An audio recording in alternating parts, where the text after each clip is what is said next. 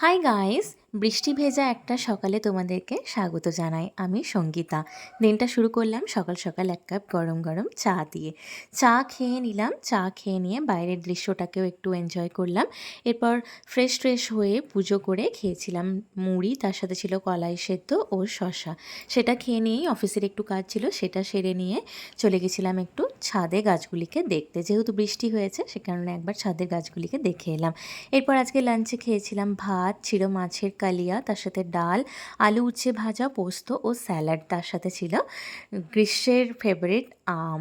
তো আম খেয়ে এরপর একটা রেস্ট নিয়ে নিলাম লম্বা। তার সাথে সাথে বিকালবেলা উঠে খেয়েছিলাম মিষ্টি দই। মিষ্টি দই খেয়ে এরপর আমার আর কিছু কাজ ছিল সেটাই সেরে নিয়ে আবার রাত্রে ডিনারে খেয়েছিলাম রুটি, তার সাথে ছিল পায়েস, তার সাথে ছিল কুমড়োর তরকারি। That's it for the day. দেখা হচ্ছে নেক্সট ভিডিওতে। বাই।